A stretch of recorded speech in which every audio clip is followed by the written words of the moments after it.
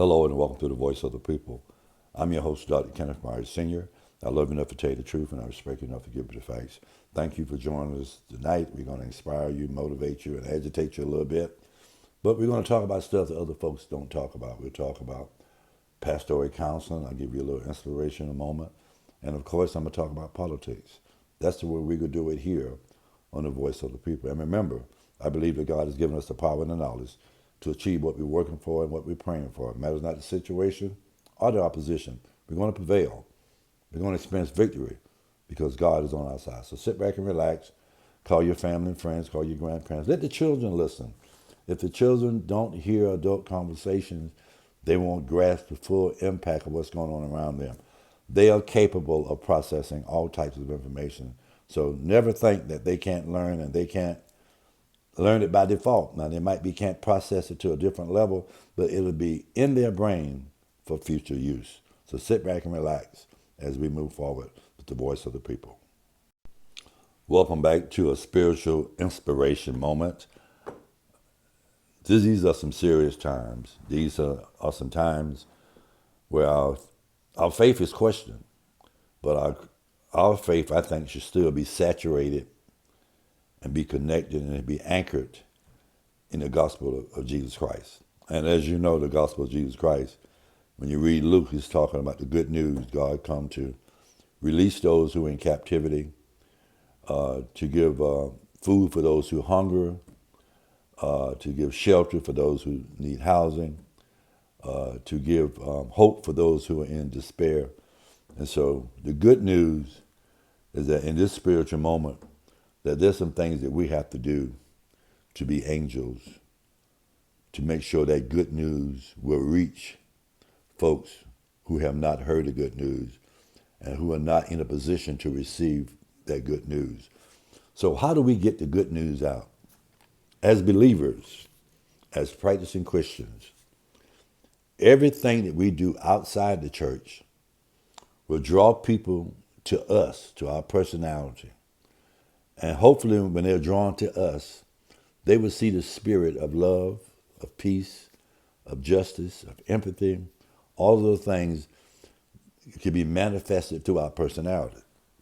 So the question I'd like to ask you today, as we talk about evangelism, as we talk about bringing people to God's house, to bringing people to hear the good news, the coming of Jesus the Christ, if somebody's in your social circle or on your job or on your softball team or wherever you're at, if they wanted to go to a church, if they had never been to a church, and they had to judge that church by the persons that they met on their job, would you be the person that they would want to come to your church because of the way that you treat them, the way that you carry yourself, the way that you do your job, the way that you respect authority, the way that you respect yourself, by the way you dress, by the way you talk, by your habits of time management, of being an encourager and always giving assistance to other folks and building folks up. And when you're seeing somebody down, you go and give them a word of encouragement. Are you a great ambassador? First of all, for your God, and second of all, for your church. I just want to put that out there because we do a very good job. Listen closely.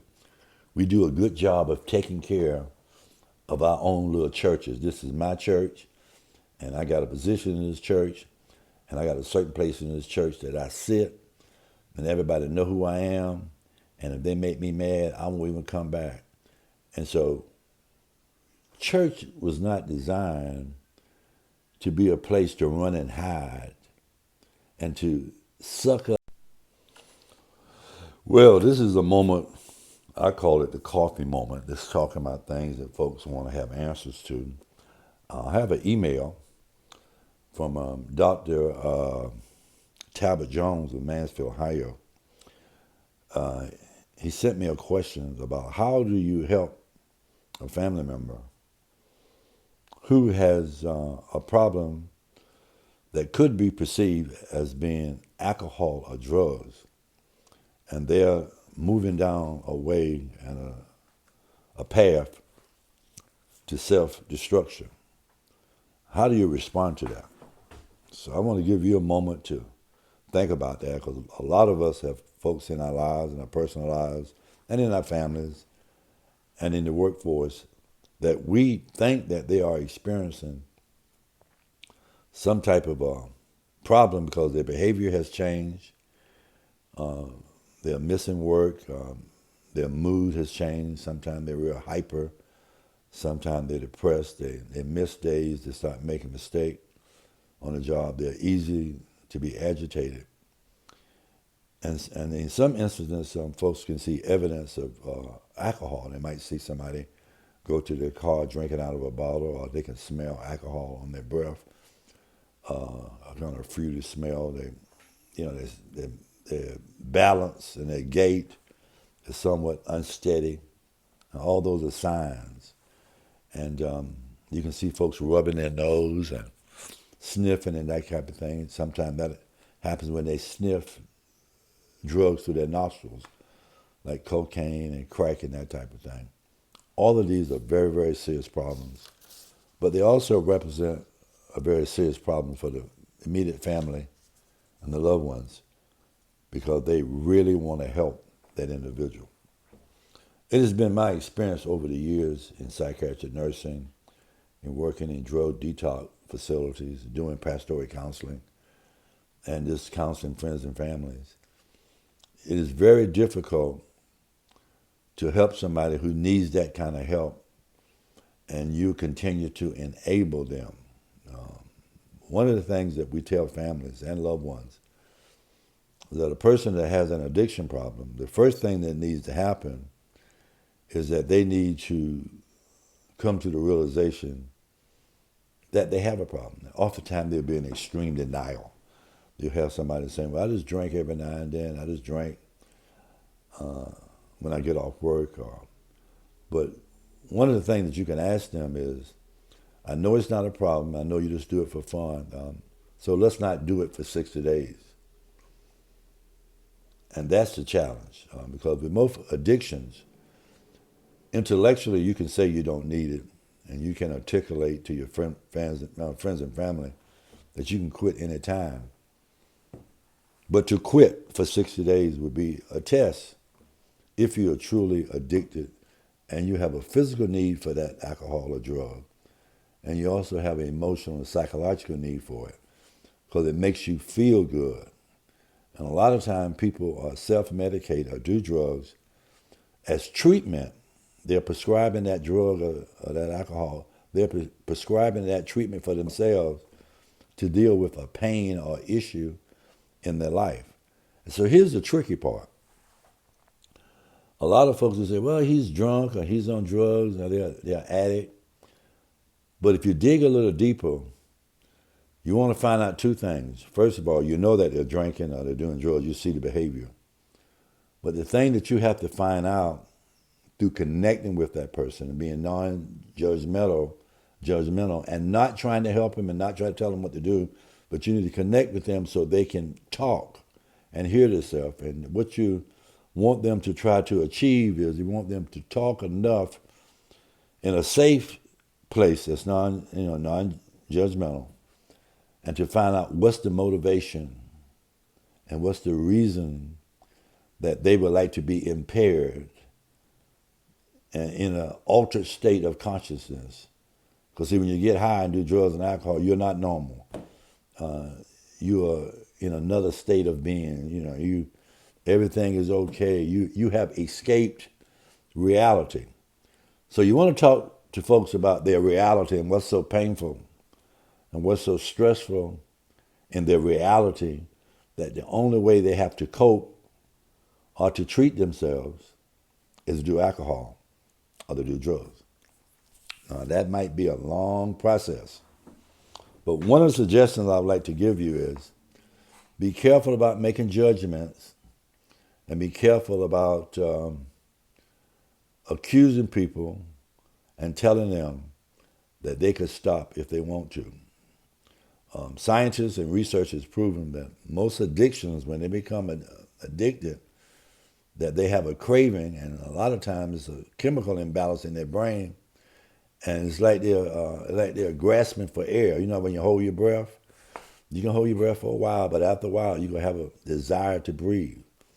And addiction for alcohol and drugs is similar to that, and that's why when you find a family member, friend that really needs treatment, the treatment that they need and the conversation that they need and work that needs to be done will be done better with a professional person.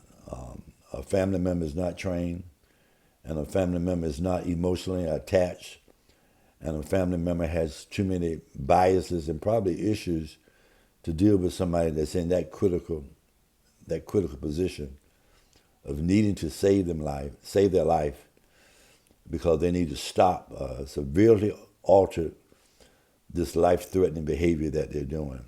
But I do want to encourage you that as you deal with an addict, somebody that's addicted to alcohol or drugs, or somebody that just you think their behavior has changed, there's one thing that you need to do, and this is very important, particularly for pastoral counseling. You need to understand when you need to refer a person to a professional. I think if a person is being suicidal indirectly, if you're drinking and doing drugs every day, you're basically killing yourself, and indirectly you are a threat to yourself. Also, if you're dealing with alcohol and drugs, and you are selling or giving those drugs to another vulnerable adult, and particularly a child, you have a duty to report that individual. In our society, if a person is a threat to themselves, they want to take their own life or take the lives of others, or if their behavior is threatening their life or the life of others, you have a duty to report. Call 911, call the police, call DSS. You have a duty to report to save their life and to save the life of others. So, a lot of counseling, a lot of prayer, that's good. Another one that folks talk about a lot is depression. If you got some mild depression or mild level of anxiety, you can talk to a friend, you can talk to yourself, you can talk to a family member, church member, you can talk to a pastor, you can do pastoral counseling. But when it gets to the point that anxiety and that depression becomes clinical, and then that means that your activities of daily living has been negatively impacted. That means you're not eating, you're not sleeping, you're not going to work, you're not practicing good hygiene, you're not cleaning the house. Those are the activities of daily living that we do every day to maintain a level of existence. And so when those things have been compromised, you need to be referred to a professional. A lot of people do good counseling, and so you have to understand what counseling is. Most counseling relationships, listen closely, we call it therapeutic relationships. We start those relationships with an end in mind. And in most situations with mild depression and mild anxiety, you might have 2 or 3 sessions with a therapist. So if you start therapy on October 1, you will have a termination date, might be December 1 or January 1. But you always start a therapeutic relationship with the end date. And a therapeutic relationship is not a friendship. It's a therapeutic relationship. And once you go into counseling with a therapist, you basically, they have some ethics they have to apply. You can't date that person because you are a vulnerable adult to that person. And so they're not your friend. They're your therapist, and they're helping you work through some issues or some crises that you have identified in your life. And therapy entails a lot of work on your part, the person that has the issue or have the challenge or the crisis. It's a lot of work to be done. Now, if it gets to the point you don't want to do the work, which a lot of people don't, also a lot of folks don't want to tell the whole truth and nothing but the truth, because we can't really work on coping and coming up with strategies and reconfiguring our thought process and a little reality orientation if the truth is not on the table. So some folks don't like to deal with that. It's too much work. Then those folks will go to a psychiatrist. And a simple example of that, some people will request medication to sleep with, and some folks will request exercising, meditation, yoga, quiet music. So there's different treatments. But to get medication prescribed for you, you have to go to a psychiatrist, which is a medical doctor, and for them to prescribe medicine for you, and for the insurance to pay for it, he have to give you a diagnosis. So make sure you ask them what your diagnosis is, and ask them, are there any alternative methods to dealing with that problem? There's a pill for everything, but there's an alternate treatment or therapy for everything as well. I just want to share with you about counseling, therapy, and that type of thing. I'll get more in depth as we move forward. So thank you for listening to therapy, pastoral counseling, and just reaching out to help one another. Political inspiration. Let's just talk for a little bit. I believe that your vote affects the quality of everyday living. So please get registered to vote. You got a couple of days to get registered because you have to be registered 30 days before the election. And as you know, the election is November the 8th, 2022. So I want to encourage you to get registered to vote. And also, I want to encourage you to go to Vote 111. Vote11.com is just a simple process where you can go and look up your voter registration status. You can register to vote there. You can update your information. You can explore the ballot, which I highly, highly encourage. And you can find your polling place. It's so important that we get prepared to vote. Election information. For you folks in a leadership position, go down to the Election Commission, ask questions, get a relationship with the election its commissioner, understand when there's early voting or absentee voting, understand what ID you have to take. I mean, this vote November the 8th, 2022, is going to determine how you're going to live the next 3 or 4 years, and it's very important. We have a race for governor. First of all, I'm going to clarify something here. Tonight, I'm talking personal. My name is Dr. Kenneth Murray Sr. I'm a radio talk show host. I'm a Democrat.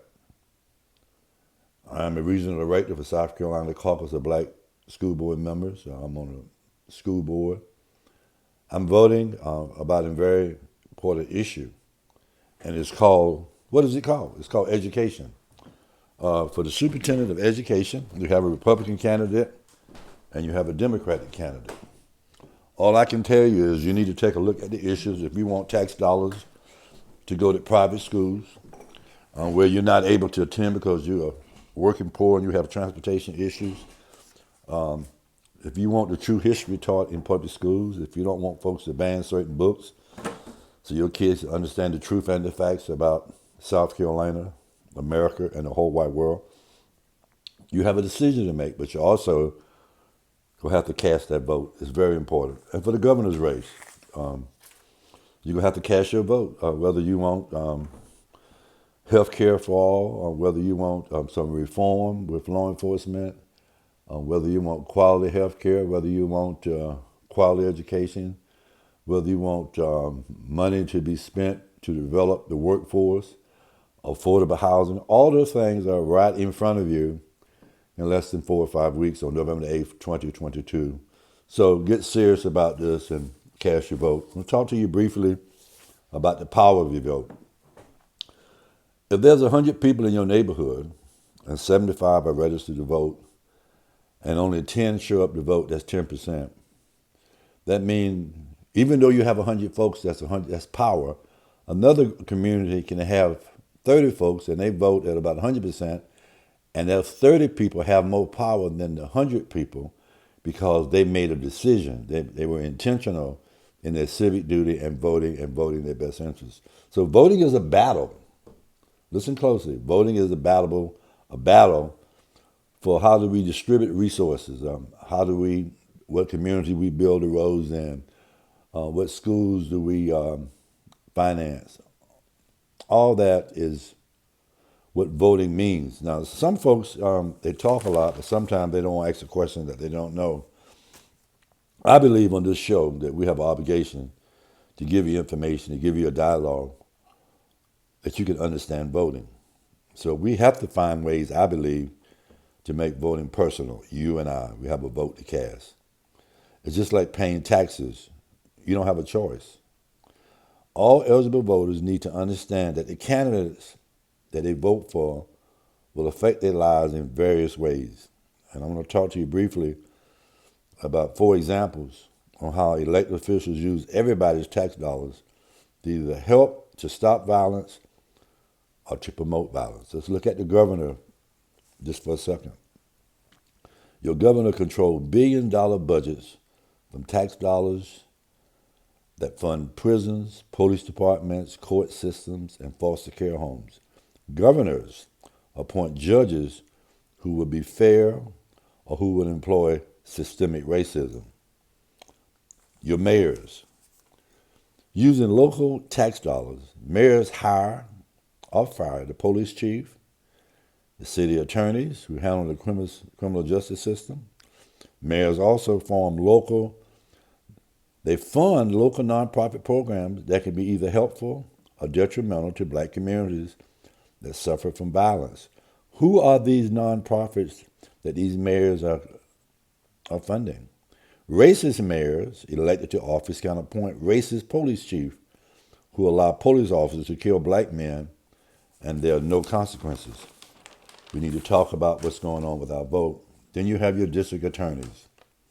Voters elect district attorneys who oversee court systems and prosecutors who bring charges against individuals arrested by police and determine what crime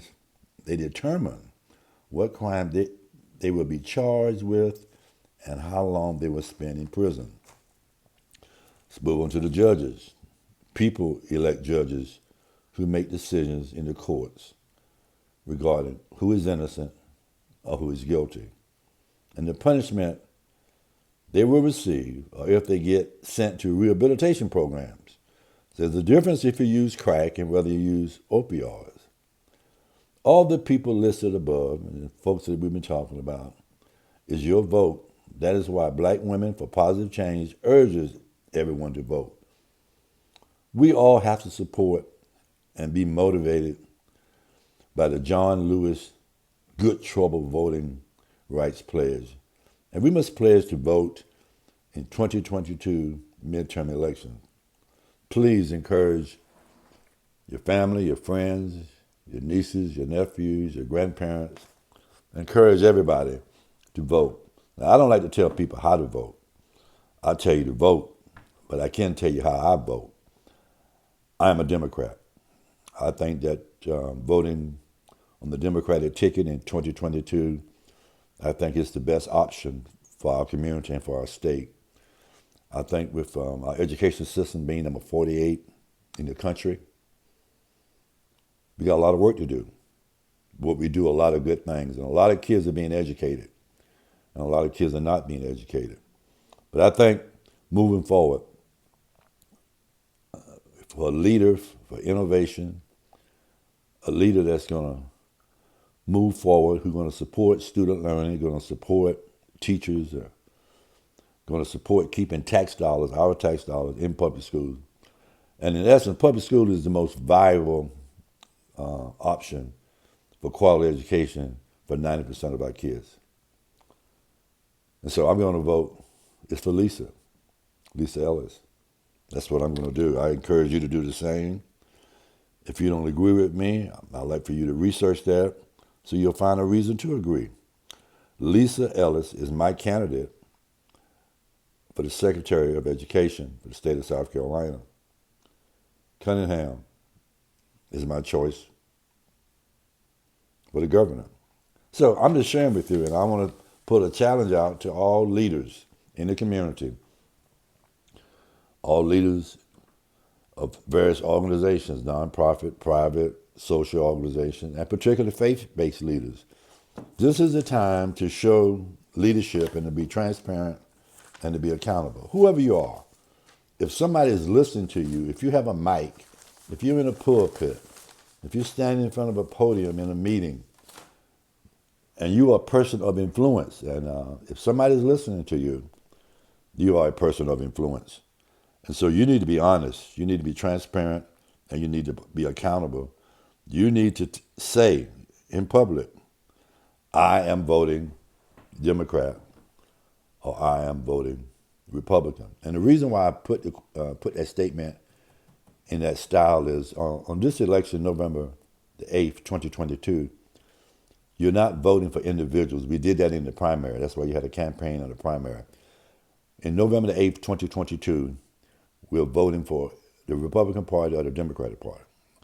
It's the party platform. It's their ideology. It's their issues about the rights of citizens, about the right to vote, about access to health care, about quality education, about criminal justice reform, about housing, all of those things. You're voting for a party November the 8th, 2022. Do not forget that.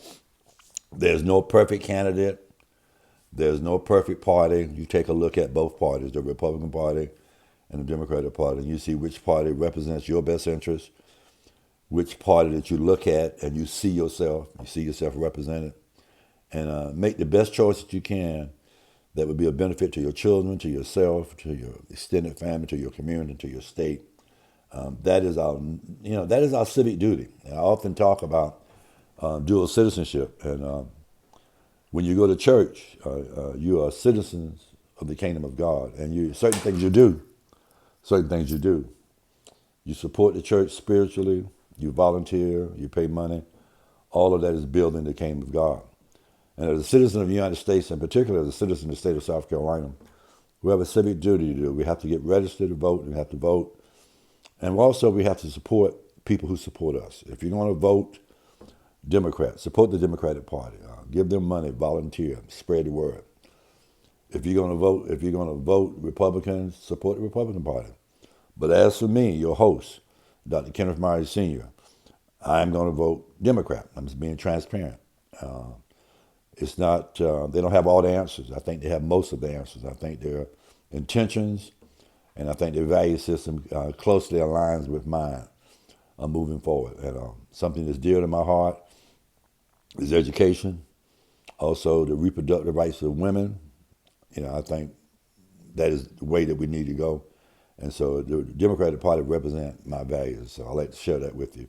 So I just want to give you a moment so we could talk about politics. And a lot of folks like to talk about it like it's a big secret. It's not a big secret. Now, of course, when you go in the voting booth, you can vote any way you want to. But if you really care about who you're voting for, you should support them and talk it up. And I'll tell everybody I voted and who I voted for, because if somebody's mind is not made up, I want to help them lean towards the way I think, because I think what's good for the state of South Carolina is the Democratic Party and the candidates that they have running for office. So in conclusion, do what you need to do the best you can do.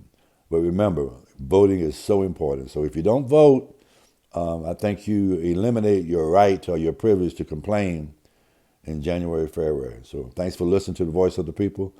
I live enough to tell you the truth, and I'm speaking enough to give you facts. So just want to give you that political moment.